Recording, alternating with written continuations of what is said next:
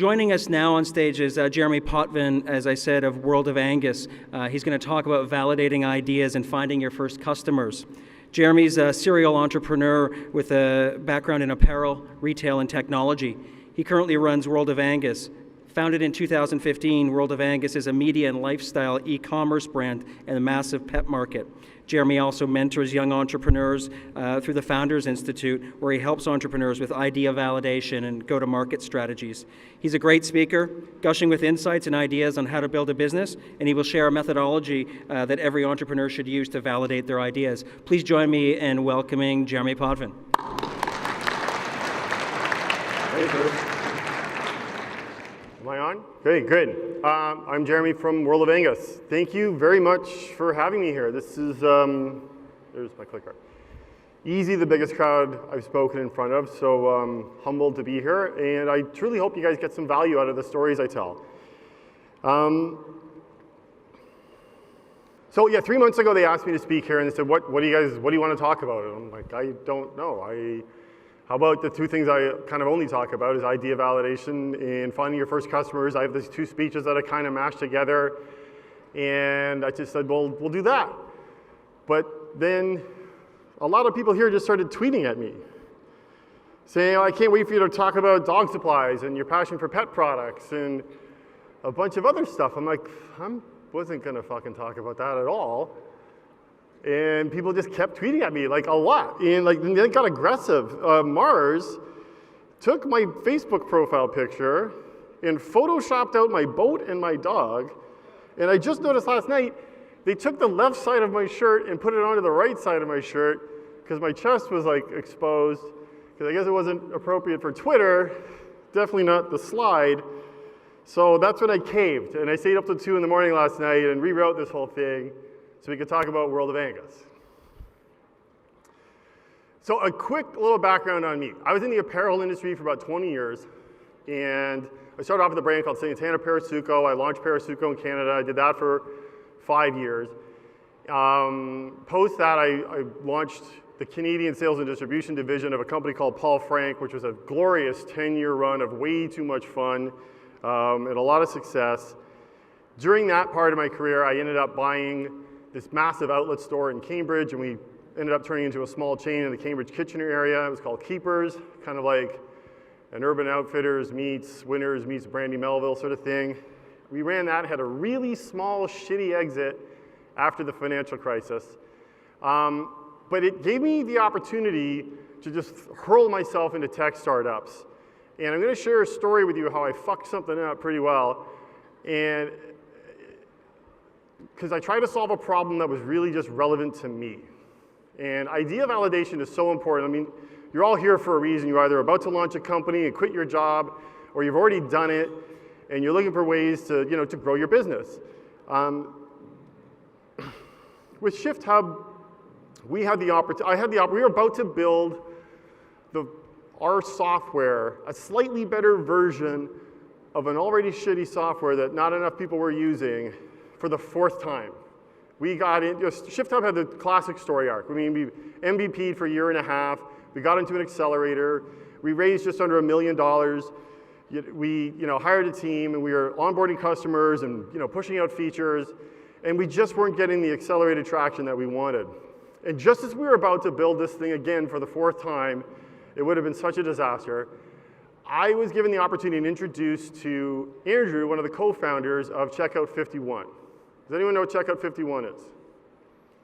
So Checkout 51 is a couponing app. Literally, you go buy stuff, you take a picture of the receipt, and they send you money. But talking to Andrew about how they validated the idea, whether they should even do this, changed the way I think about problems, changed the way I think about new features, new products, and changed the way I think about companies. So let's go through this. Now, I like to tell this story with emojis. My new keynote last night wouldn't take any of the new emojis, so I was kind of bummed. So there's some weird ass emojis in here, but let's get through the story. So defining a problem first is really important. And when you look at the way coupons, and I'm talking a coupon, like you get a coupon in the mail. Your typical process of getting a coupon, the newspaper or magazine shows up, or some flyer shows up and you've got a coupon for like Dove soap. Go buy Dove soap and you get $1 off. So you clip the coupon, you get in your car, hoof it down to Shoppers Drug Mart, run up and down the aisles, you find your Dove soap and you've got your coupon. You go up to the cashier. This actually happens. You give it to the cashier, they type it in, yep, that's the soap, minus $1. Coupon goes under the till, you go home, have your shower, you're happy. The rest of this process is a nightmare. Every day, at the end of the day, the manager goes around with a bag, gets the coupons, sticks them in a bag, and fills that thing, and at the end of the month, this giant bag full of coupons gets boxed up, picked up by a truck, driven to the East Coast, for people who are not fishing, count and sort these things, and give the data back to the brand. So Dove soap now has to spend $700 to Shoppers Drug Mart, $1,000 to, Loblaws, whatever. That's literally how this happens. So everyone in this room right now is thinking, well, we could do that better. You just build an app, and that solves all the problems in the world, right? Does it? Do you know people are going to do the thing you want them to do? Sometimes the worst thing for a startup or a new company is 4 smart people in the room just talking to each other. You need to talk to your customers. And you need to talk to them in a way where you're not really telling them what you're going to do. And it's so hard to talk about the problem you're trying to solve, to validate it, without talking about the thing you want to build. Because first of all, with technology, not everyone here is going to be building something in tech. You could be opening a cinnamon bun shop on College Street or something. But in the example of tech, it's too sexy. You can say to anybody, I'm going to build an app that does this, and you're like, oh, I totally use it. Really? Everyone open up their phone, double pump the home button, and look at the last 10 apps you used. Look at the last 20. You have 200 apps on your phone. The other 180 are ideas that weren't validated enough. You're not using them. You've downloaded them once, they kind of wave at you every once in a while, and that's it. If you're not in that first 20, you didn't validate the idea properly. So there is no emoji for a coupon blogger, so we're going to go with the ghost. But to validate this idea, these guys went and found a coupon blogger. They said, we're not going to write a single line of code, we're not going to do anything. Found a coupon blogger and talked to this person, write a story, we want you to invite 1,000 people into our beta, and we're going to do something every Monday. Does anyone get the beta joke at all? Nothing? I got to lose the beta joke. Okay. Every Monday, one day, by the way, 1,000 people signed up for this beta. And the instructions were every Monday morning they would get an email with a list of products to go buy. Okay? Again, Dove soap, $1 off, crisp for 75 cents. They just made up their own products and emailed it to everybody. It said, go use whatever you want, a camera, a BlackBerry, anything you want, take a picture of your receipt and send it back to us. They had a team who were just sitting there with this massive spreadsheet with 1,000 names. As soon as somebody hit $20 in receipts, like photos of receipts, they would get a check for 20. They sent real money to the consumers. So you got a happy consumer. They wanted to do this to see, will they do this if we tell them what to buy? And when do they tap out? Do they keep doing this, or is it like a one-time kind of novelty thing? 8 weeks later, people were using this a lot. So you might stop there and say, all right, we've proven that they're going to do it. Nope. There's 2 parts of this ecosystem I'm talking about. And the next one's the brands. So that whole horrific process of driving bags of coupons to the East Coast generally costs a brand about $6 to give somebody $1 off of soap. It's a lot of money. They print about 100,000 coupons, generally 5,000 get redeemed. So these guys, knowing that, go to the brands with a ton of actual data that people really did it and said, if we give the consumer $1, would you give us 2 to Dove soap? Dove soap is absolutely, here's your check. So once they'd proven out both sides of this ecosystem, that's when they wrote their first line of code. That's when they knew they were ready to go. I had talked to them it was February. They had finished this process around, I think October they'd launched the app. By February they had 250,000 weekly active users, and they're making about $60,000 a week in profit. So they validated their idea really well. What did I do with this information?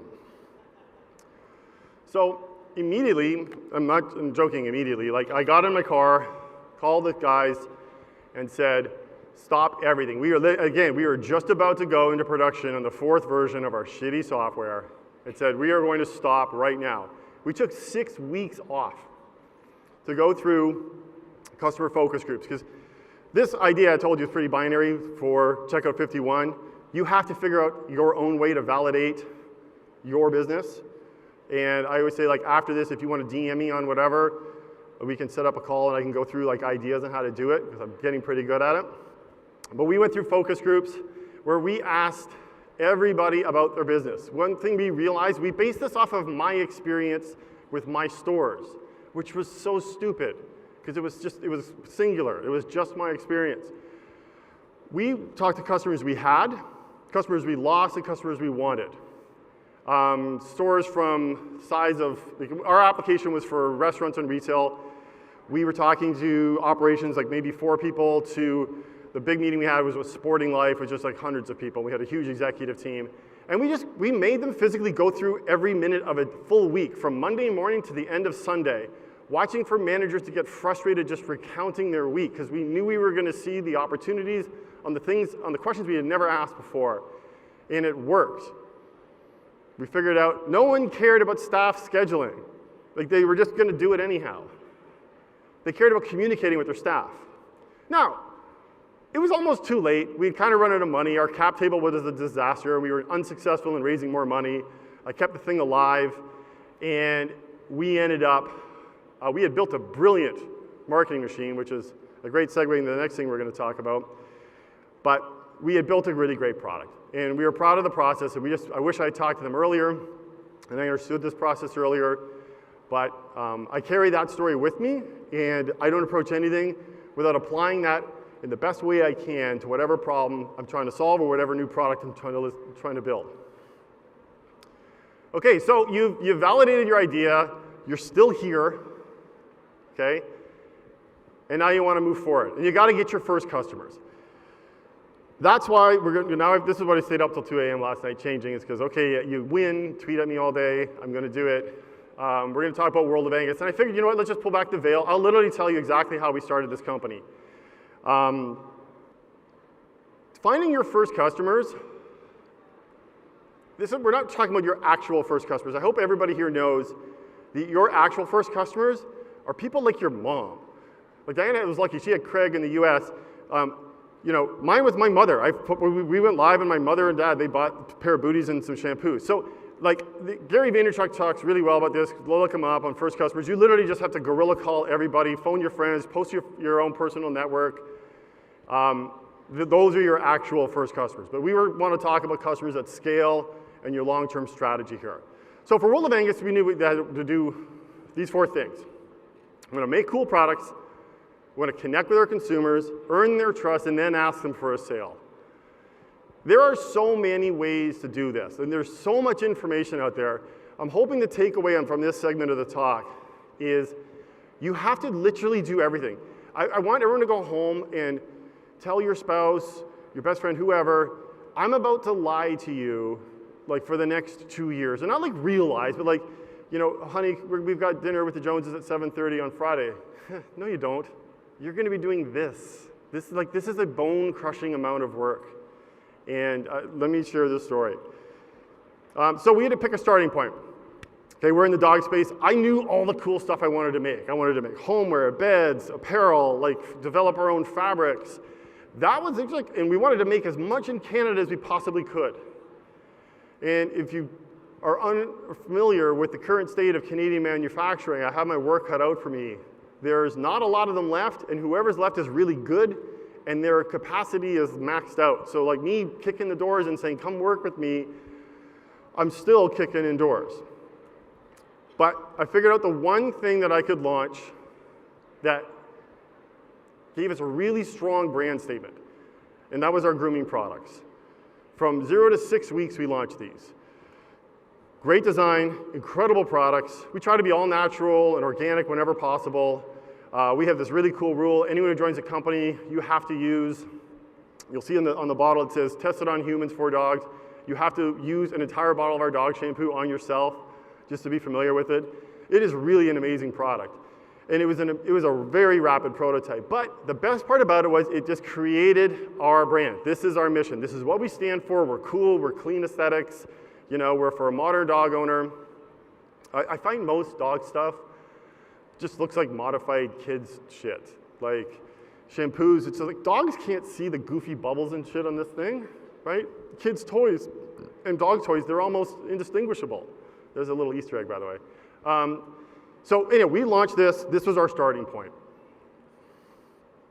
So great, I got my starting point. You've got to connect with everybody. You've got to find every human being and get all of the attention you possibly can from them. Okay, and you got to figure out where they are, what they're doing, and who are they. You know where they are. They're on all of this stuff. And there's going to be another, like if I gave this talk 6 months from now, there'd probably be one more thing on this list. They're on Facebook. It's massive. Where are they? You got to find them. Twitter, Instagram is massive for us. Our number one assisted conversion right now is Instagram. Snapchat, it's exhausting. I hate it, but you know, you got to be on it. And Pinterest, and we'll do a big deep dive into Pinterest here. The only way to connect with your consumers, the ones that are going to think the thing that you're doing, that you've already validated, is cool, and they either want to buy it or do it, whatever it is through content. Now, when I first started giving this talk, maybe like 3 years ago, content, the word content meant a lot of different things than it is now. I still think the basis of a great content strategy is writing, start a blog, and start being an expert in your space, and start writing, like right now. But it also means photography, great photography. You cannot launch a restaurant in this city unless you have a solid Instagram strategy. And that's your content, you know. I don't know if anyone's really gonna read a restaurant blog, but they are gonna inhale your Instagram feed if it's good. And that's gonna fill your restaurant, it will.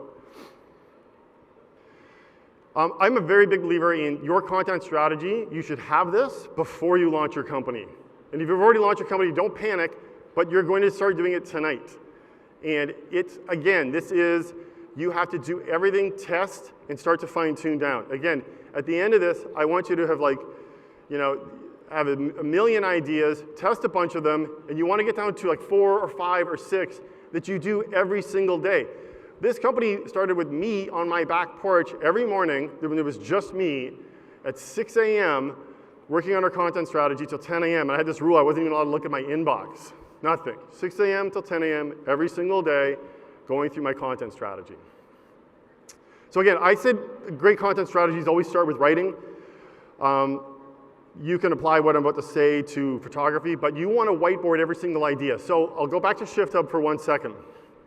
The marketing engine we built for ShiftHub was brilliant. If you were a ShiftHub customer, you were either a restaurant or retail store owner or manager. Okay, what does that owner or manager think about? Do they want to read about me talking about fucking staff scheduling all day? No, no one does. I literally still don't. But what that manager or owner does want to hear about is how to spot an employee that will possibly churn, how to set up a great strike zone for the upcoming holiday season, how to manage my margins better. You want to become an expert in the space that your business exists in, because then they're going to trust you, and no one's going to buy anything from you if they don't trust you. When we applied that to World of Angus, it was how to take your this is the best list ever, because we get to play with dogs all day. How to take your new puppy to a park, 5 things to take on your first road trip with your dog. You want to start writing about stuff that people in the space will be interested in. Now again, back then we were one guy, me, on my back porch. I had another person who was a contributing writer, and she would write one story every 1 to 2 weeks. But I wanted to post a lot more than that. And I'm going to get into my little Pinterest hack that we developed. We started Angus Post, which was like the beginning of our media site. And I built it on something called Pressly, which is a really easy build. Honestly, in an hour you can have one of these things set up. They're not cheap, but it's worth it. Pressly is a platform which lets me publish curated content to a hub that I set up, so it's on my domain. So for example, I would go on BuzzSumo every morning and look for content that was trending. Everyone write down BuzzSumo, because finding content is so easy on BuzzSumo because it also tells you where it's trending. Is it trending on Twitter, Pinterest? It's a really great product. They have a pro version that's like $50 a month, but the free one is pretty damn good. I would post about 100 articles a week. Now for me, I was looking for stuff that was trending, stuff that was on brand. I didn't really post a lot of bleeding heart stuff. Puppies always did well. Anything to do with military dogs always did well, especially in the US. But what I looked for were articles that had really great pictures. Because let's say there was one, I remember this one BuzzFeed article, it was like 33 of the cutest Doberman pinschers you've ever friggin' seen. Like, okay, and there's all these little puppies. I'm like, holy shit, that's amazing. Post it to the hub, and here's how we hacked it. We had a buffer, we still have this, a buffer account, okay, that we queue up all these pictures. So we take the 33 pictures from the article, we queue them to get posted from Buffer onto Pinterest. I changed the source URL of all of the pictures to point back to where I posted it on my hub. So we got all the traffic. So it's got a great little blurb as to why we posted it. We set up 33 pictures a day that go out every 15 minutes over 3 different blocks of time. When people were most using Pinterest, we had a pretty aggressive follow-like strategy, so we had some decent followers. We got really lucky and got invited to 2 boards that collectively had 130,000 followers. We were driving about 3,000 visitors a week from this strategy, just from Pinterest, to Angus posts. About 22% of those would make their way back just through a small amount of ad real estate we built onto it, back to World of Angus, and we could convert about 0.7% of those. I think it was a $35 cart size or something back then. So it was working. By the way, Pinterest is the best because they spend a lot of money. I think when I put the slide up, originally, I think the average spend on Facebook was $12. The average spend on Twitter was $7. The average spend on Pinterest was $50 US. People, all of you have been on Pinterest and no one will admit it. Like I never find anyone who actually admits that they're on Pinterest half the time, but there are so many people on Pinterest just looking for shit. You need to be on Pinterest. So I've always got this thing. If it works, do more. Okay, so for us, this strategy really worked, but I knew where I wanted to take it. We had that one article that we were posting every week or 2 weeks. We had one that we posted on our World of Angus blog, and we would share it on the Presley Hub. And one of them just went ballistic, and we had 600,000 visitors in about 5 days. Guess how many sales we got out of that? Nothing. We weren't prepared at all, because all the traffic went to our Shopify site, on the blog on that, they're really shitty blogs on Shopify, by the way. There is no ad real estate. There's no way for me to push them into product pages. So that's when we decided to do a little bit of an upgrade. And then we went to straight original content. We abandoned now we had a team. We had raised a bit of money. We had a team. We had writers. At one point, we were up to 12 writers. I think we're down to like 3 now. But we write a lot of content. I think we're up to about 100, 150 original articles a month. And we want to push that to about 200 a week is the goal by the end of Q2 next year. We have a lot of very dynamic ad real estate built out on Angus Post, and where we've got house bidding, where it's like, based on CPMs, and if someone lands on the site and we're valuing our CPMs at $3, and someone's got a Wealth Simple cookie for $10, we'll serve the Wealth Simple ad instead. But this will drive a lot of traffic back to not only just our Shopify sites, but all of our other sales channels. We're on Amazon now, or eBay. We've got a lot of sales channel partners. What does this do for us? So all this work. Another thing too, and this is gonna suck. You have to pick these strategies and you have to do them, but promise me you don't measure a thing for like 6 months, because you'll stop. Because you're gonna look behind you and it's nothing but crickets. Nothing. Because this is the way the graph goes. And then it starts to creep up. But this is like 6 to 8 months in where it starts to level out. You're not gonna have anything do really well until you've had about 400 things do just shit, like nothing. You have to get good at this. You have to understand your consumer, but put the time in, trust me. You can go raise a bunch of money and you can throw a bunch of ads at, a bunch of money at Facebook newsfeed ads, skip the 2 steps, just make cool products, get people to buy. But you're not building anything long-term. You're not building anything anyone's gonna buy from you. That's not a sellable business. Connect with your consumers. Get their trust. And what you also get is ideas on relevant products. So this is a snapshot from our Instagram feed a long time ago. It does not look dissimilar from this now, but we noticed that anything with a quote really kind of spiked. Like, double the likes, double the comments on a freaking quote. It isn't even a picture of a dog or a product. So what do we do with that information? We made our bed covers with quotes on them. We wouldn't have known to do this. These are some of our best-selling products. We've got Every Day I'm Snuggling, 99 Problems But a Nap Ain't One, Dog Bed on Fleek, 6 Dog is a new one coming out. We just keep coming up with these things. They come in different colors now. This is, if you guys are familiar with Bar Ravel, that's Grant Van Gameron's dog, little Tallulah Blue. She's super cute.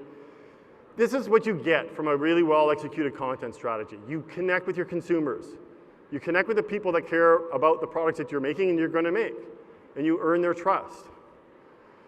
And this has led to our affiliate program as well. We've got all these little dogs that like literally one of our team members, Lori Lynn, sits and literally just DMs dogs all day. We kind of aim for dogs that have, there are so many celebrity dogs on Instagram, it's insane. Like between 14,000 and 50,000 followers is our sweet spot. And we kind of go after breeds at a time, like a bunch of Yorkies and a bunch of Frenchies and Great Danes. And we just say, hey, do you want to be part of our affiliate program? And they're like, sure, what does it entail? And we send them this little package of shampoos, and if they've got enough followers, maybe a blanket or a bed. And they give us content back now that we get to use in contextual feeds on our product pages, that we use in ads, that we repost to our Instagram feed. It's amazing. This is my favorite thing that we do right now is our affiliate program. I think we have about 100 affiliates, and the goal of our affiliates is to have 2,000 of them by the end of Q2. It's a lot of work, but some of these guys are delivering us about a 600% ROI. So to summarize on what I need you to do, make cool products. This is really important. Connect with your consumers, earn their trust is my favorite part of this 4-step thing, and then ask them to buy. You got to do the first 3 things first before you're asking people to buy from you. And again, if you want to ask me any questions, you can DM me on Instagram or Twitter, or you can just, I hate email, so it takes me a while to get back to you, but you can email me at Jeremy@World of Angus. And I would love to hear some questions, and you can go super detailed in anything that I might have sort of brushed over. But that's it.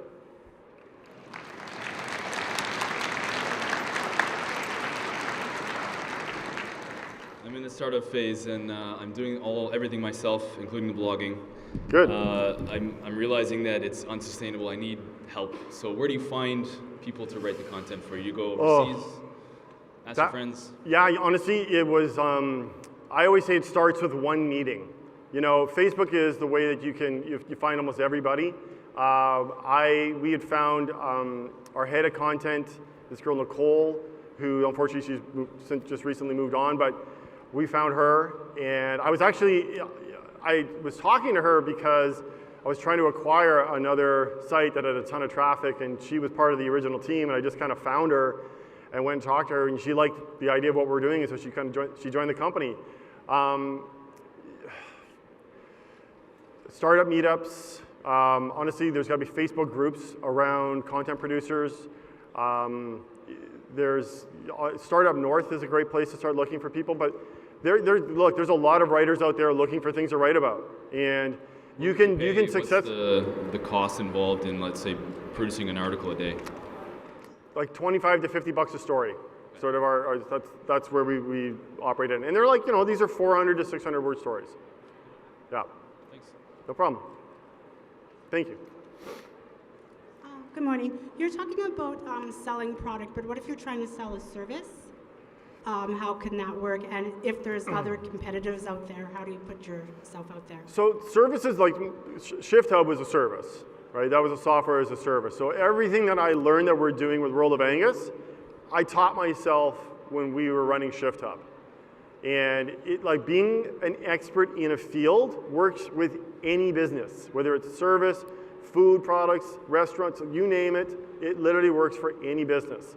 Because anyone buying a service, you know, they're looking for things in and around the service. Can I ask you what the service you're thinking of is? Legal.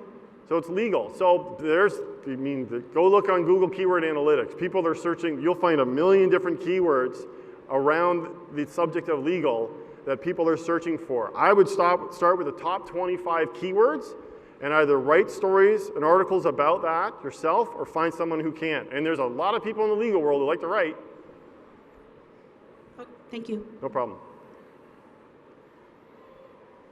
Hi. Hi. I have a million questions I want to ask you, but Let's start with one. I have a business in cosmetics, and like you, my clients really enjoy the visuals. Yep. So thank you for all the comments. But one of the challenges I'm having is I have a wide range of demographic of client, and some of my products are suited to some and some are suited to others. Do you have special content that you have for certain demographics? And if you do, how do you find what those different demographics are and create the content for them?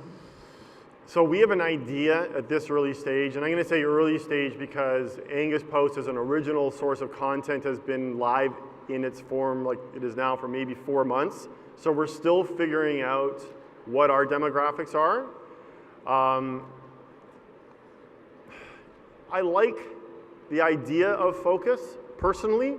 I mean, I have the attention span of a walnut. It's hard for me to focus, right? So, but it is really beneficial for a business if you can focus in on one demo. What we have noticed with World of Angus is, we had pictured this sort of cool young couple, maybe late 20s, early 30s, and they've got their $800,000 condo and all this cool stuff around. It's like, where do they buy their stuff? They're not going to fucking Pet Value to go buy a Martha Stewart licensed piece of shit bed, right? I've got to make something that they're going to want to buy.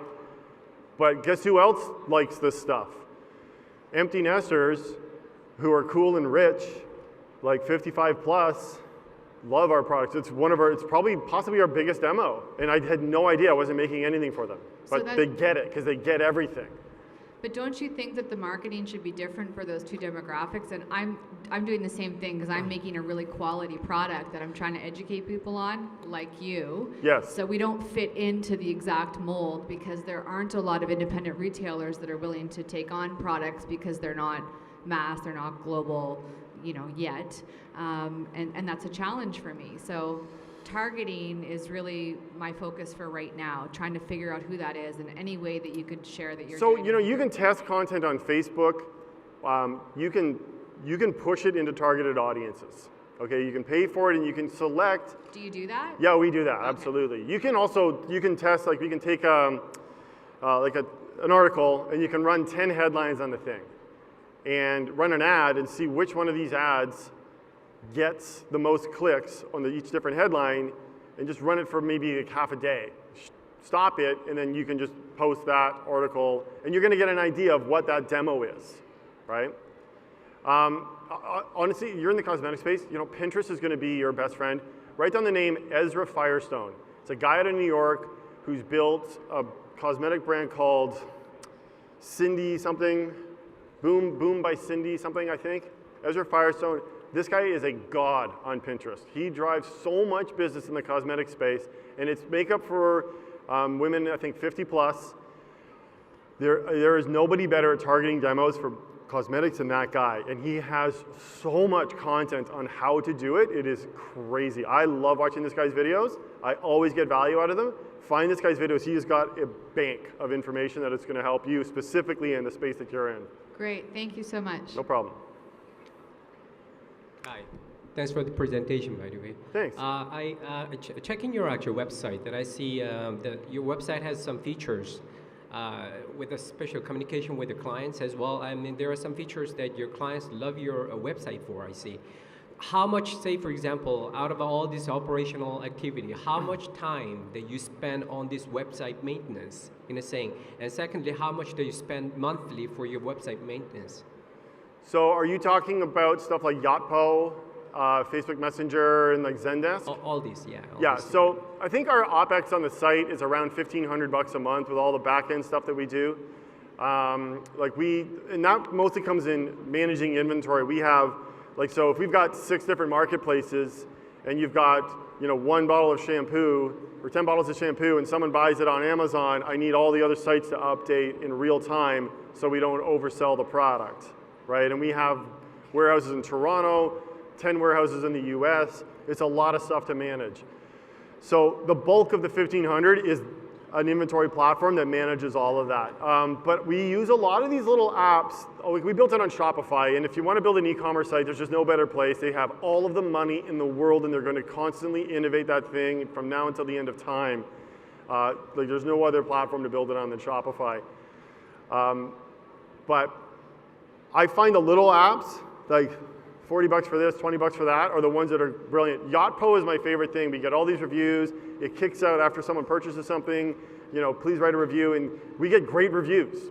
It's amazing. What's really cool, and I think is going to kill everything, is Facebook Messenger has this little snippet of code. I drop it in. You can literally chat with me live from the site, like anytime. And if I'm up at 2 in the morning, I'll answer your questions. Thank God they've got this bot technology that's going to replace that so I can actually go to sleep. But all of these little things are super important. Again, like I hope I've communicated this well to you. Connecting with your consumer is paramount.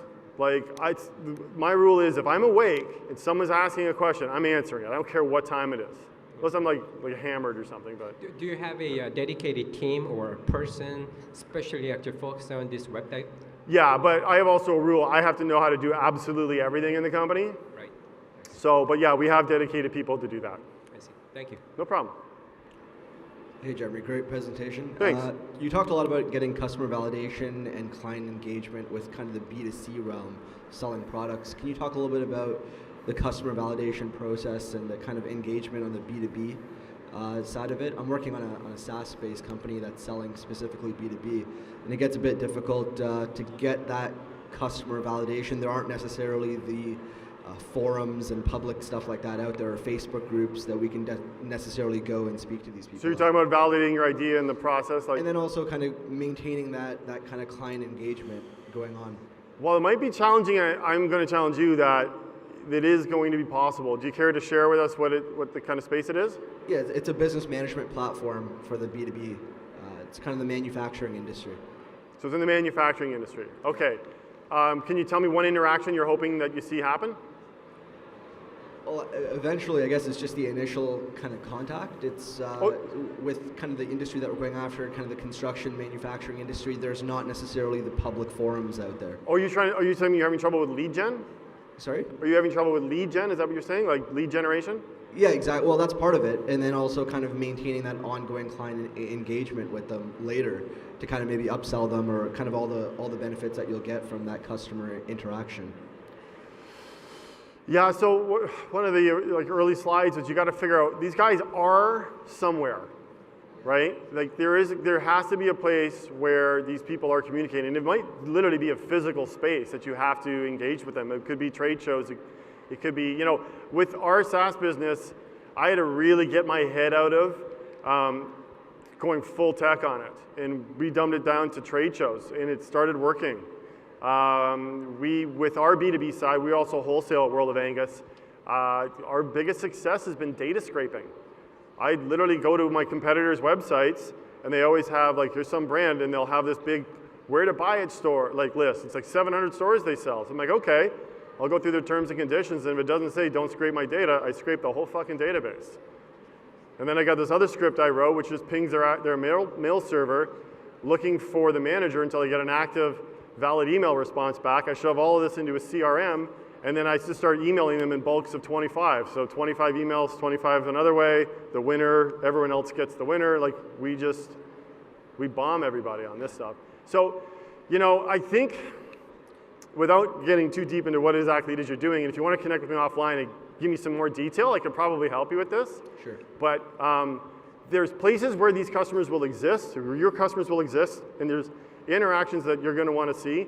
You have to really dig in, and you might have to just go old school and get them in physical places. Yeah. Perfect. But Thank you. please connect with me, and to be honest, I'm interested. I'd love to help you with this challenge. Perfect. Thank you. No problem. Hey Jeremy, so my question is a very beginner-based question. For approach for entrepreneurship, I noticed that you jump from industry to industry, from tech to fashion, and now the World of Angus is like a mixture of media with retail. Do you find that this gave you a competitive advantage compared to other people that are just trying to directly go go the approach that you're doing? Yeah. And do you think that without your history, do you think that your company would have done as well as it did? It could have. It might have done well in a different way. I'm old, right? So I have that unique advantage, and I've been an entrepreneur since I was 16. So I've touched a lot of different industries, and yeah, your good observation. I get bored, and I jumped out of the apparel industry because it was changing. It sucked. I wasn't having fun anymore, and I just threw myself into tech. And this current business is sort of the net sum total of everything I've ever done, and it absolutely has given me a competitive advantage. But to be quite honest, the biggest competitive advantage I have is everything we've done with our inbound marketing. And I learned all of that in Shift Hub out of just necessity because we were dying. I had to figure out how do we connect with customers. And I thank every day for Andrew from Checkout 51 for having that conversation with me. It literally just changed everything that, like, it just wiped the chalkboard clean and I started over. So I don't know if I actually answered your question there. Yeah, I got the information I needed. Okay, cool, thanks. Hello. Hey. So I'm starting up a charity, and I'm wondering what the best way to come into the market would be. A charity? Yes. Oh, so I know nothing about the charity space. There's one thing I haven't done. Can I ask what it is? It's pretty much like a movement to kind of like pay it forward in a sense. It would be with a bracelet, and you'd be paying forward that bracelet, and at the same time just be helping people. So you buy the bracelet, and then you have to buy it for someone else, sort of thing? So the bracelet you would receive from someone that's doing something humble or something nice for you. And there's like a message on the bracelet or something, or? No, it's just you receive that bracelet by either someone seeing you do something humble or nice, or you doing something humble or nice for them. For example, like you're at McDonald's, you buy someone's meal in front of you.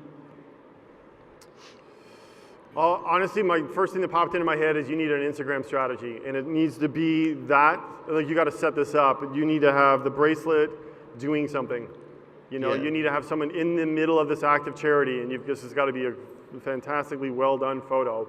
Honestly, I think Instagram, like, I'm also imagining that series of those shots of the girlfriend pulling her boyfriend places. I mean, I'm just immediately thinking of this wrist and where you can put this wrist, because it's right now it's just a bracelet. And how are you going to create a movement? Where do a lot of movements and where do a lot of things, like everything seems to be happening on Instagram right now. Mm-hmm. You've got stories are fucking brilliant. I mean, we get so much more engagement with our Instagram stories than we ever did with the Snapchat strategy that we attempted. I honestly think, like, do you have a target demo? Not like, I'd just say like pretty much everyone, but like social media wise, I'd say just young people, I'd say. Dude, Instagram's where you want to live. I would start, like, you could start like a really slow, if you're gonna have a very, well thought out hashtag strategy to reach the right consumers. And when there's the link in your bio has to go to a page, which basically, what squeeze page is, which just drives people down into the interaction that you want. Mm-hmm. Where it very, very clearly sets out your mission and what you're trying to accomplish. Yeah. But I think, honestly, just off the top of my head, I think Instagram's where you'd want to launch this. Okay, and then like on the bracelet on the back, there would be the website where people would go to, right? That would pretty much drag them like into the page that you're talking about. Yeah, well, no one can click on your bracelet. I mean, that all has to happen in like in your link in your bio. Okay. Yeah, okay. That's like, this has got to be social media based. Yeah. Like, I wouldn't expect a lot of people to do this. Like, there's no clicking on your bracelet. Like, if someone sees it, like, oh yeah, I'll go do that later, and then the 9 million other, like, they literally turn and like their head's already thinking about something else. Like, you need this to happen it needs to exist in a place where the people you're envisioning participating in this are already doing a lot of stuff. And you have to get their attention. Mm-hmm. Okay. Awesome. Thank you so much. No problem. Hi.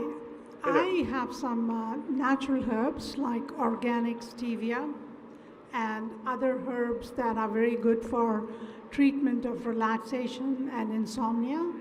And food products, like a lot of people cannot eat wheat, So I have products that I can make, like flatbreads. I just don't know how to take the next step. I've given these things to a lot of people over the last 2 years.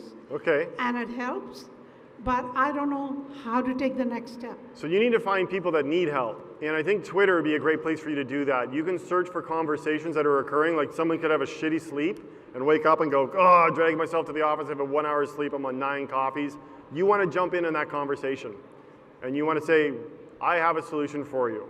So Twitter would be Twitter my is a great place. So start a following, but because here's the thing, you're going to tweet at them, and they're going to go, who the hell is this? And they're going to go to your Twitter profile, and they're going to read a bunch of stuff. They want to see, you're going to have to spend some time building your own profile as an expert in this space, tweeting out, sharing articles that you think are relevant.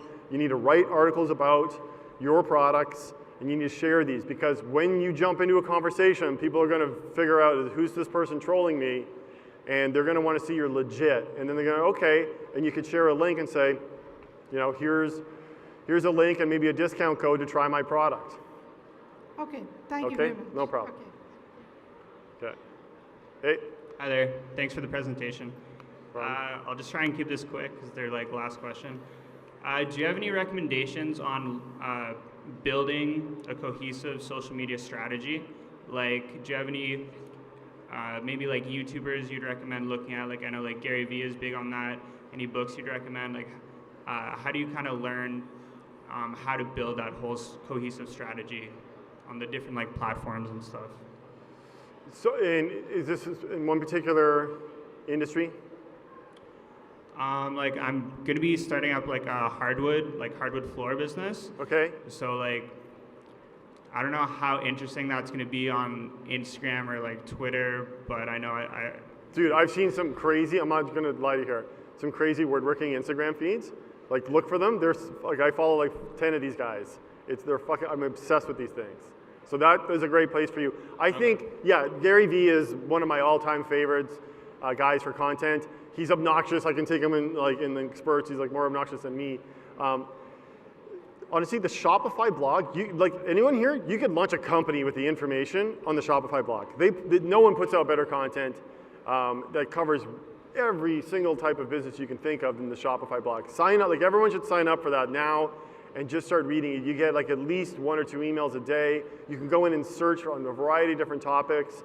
I can't say enough good things about the guys at Shopify. They've got an incredible team and they put out an enormous amount of content. So between Gary Vee and Shopify, yeah, for sure you're going to be able to build a cohesive strategy. And again, don't worry too much about picking the right thing at the start of this. Read something, get inspired, and start doing it. And pick your whole day, and here's all the things I'm going to do every day, like a fucking metronome, and put in 1 or 2 more things, like ruin your day, like so much stuff you don't think you can get it done. Test everything and just start throwing away the things that you don't feel are working. You said like the first. Sorry, last thing. You said like the first 6 months, like you're not gonna really have anyone. It's gonna be crickets, right? So yeah. Well, you get lucky every once in a while. I don't want to get everyone's hopes up, but sometimes you can get lucky. Yeah. But it's a lot. You have to be patient. So just be consistent. The thing is consistency. You want to be consistent. It might sound a little contradictory to what I just said. Like do everything and throw away things that aren't working. We knew Snapchat was just we're getting no traction. We should at least see some engagement. It's there's so much Snapchat to me sometimes like Twitter a bit, where it's just so much noise. And then when Instagram stories came along, we totally abandoned Snapchat because Instagram stories, we're still testing Instagram stories, and we get fantastic engagement off of this, fantastic. Thank you very much. No problem.